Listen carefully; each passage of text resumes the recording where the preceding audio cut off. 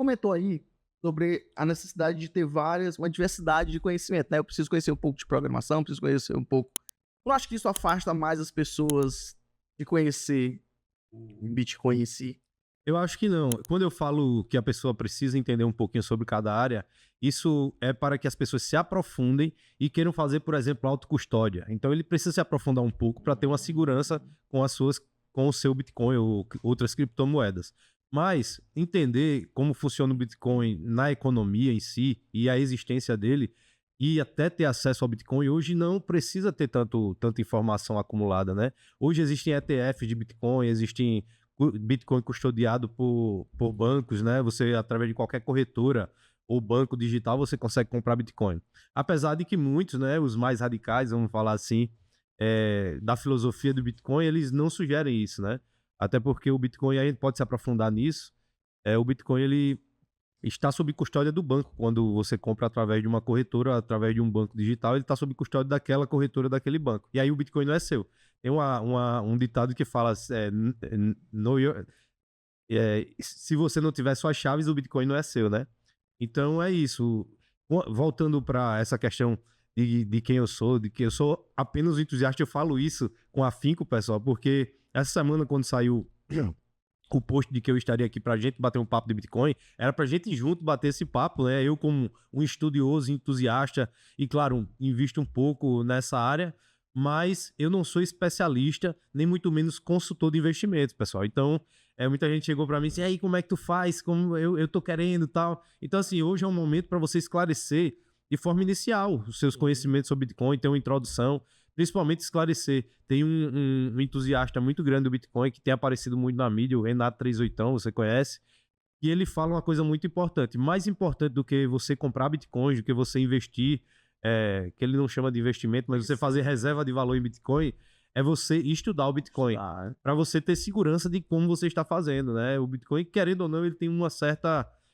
para você se autocustodiar, ou seja, para você ser o seu próprio banco de Bitcoins, você precisa ter um conhecimento um pouco mais detalhado para que você tenha segurança nessa custódia. Mas vamos lá. Porque o Bitcoin é um assunto. Sei lá, quando foi que surgiu, mais ou menos? O Bitcoin surgiu em 2008, né? 2008. Desde que surgiu. Sei lá, quando foi que surgiu? Na verdade, o white paper do Satoshi Nakamoto, que é o criador do Bitcoin, ninguém sabe se é uma pessoa. Na verdade, é um pseudônimo, mas ninguém sabe se é. Uns dizem que é o Elon Musk, outros dizem que é uma pessoa.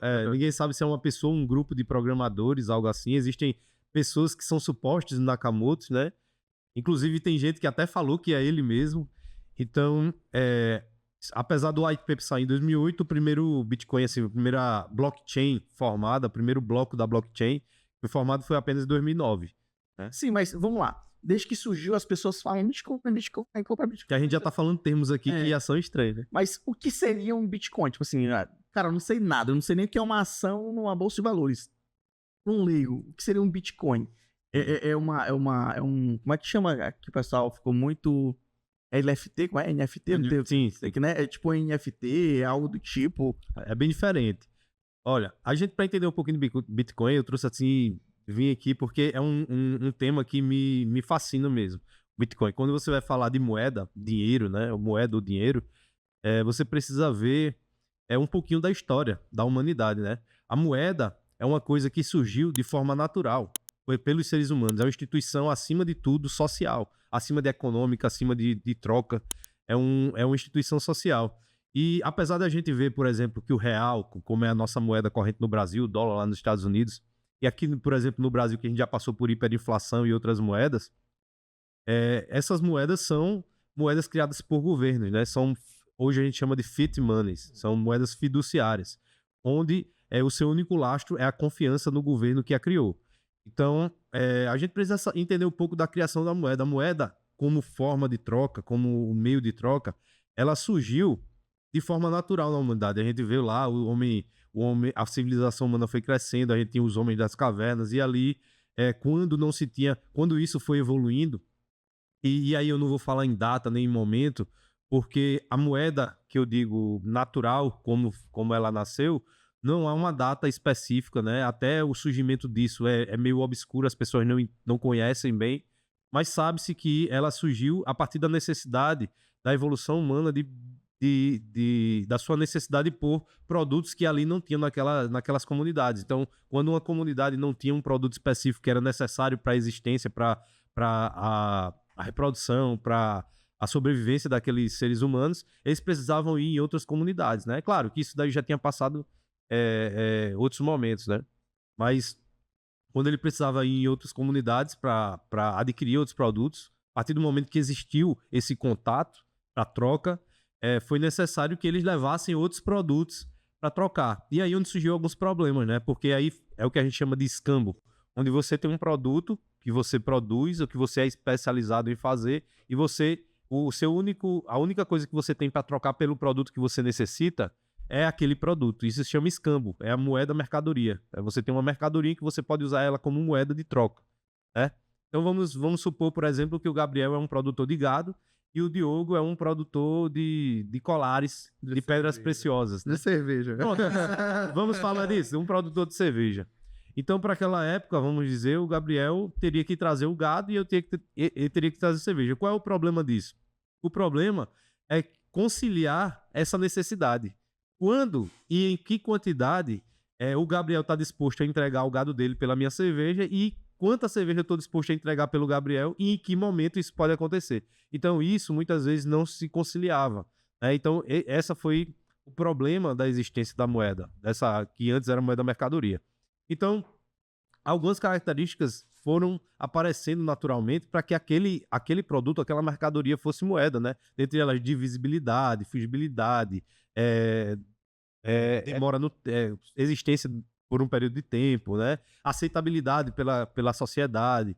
Então, geralmente as commodities elas passaram a ser mais aceitas. Vamos dizer, milhos, cereais, né? Grãos, sal. Inclusive o sal é interessante porque o sal, durante um tempo, ele era usado como pagamento de salário. Então, e não era salário nessa palavra, mas por isso o nome salário, né? Se utilizava ele para pagar a força de trabalho daquelas pessoas. Então, esse era o grande problema de você encontrar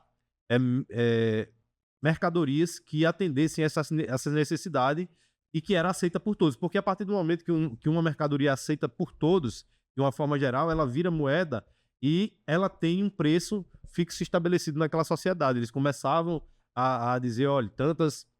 Cria um padrão, né? Cria um padrão. Tantas gramas de milho você pode trocar, ela tem esse valor, tá?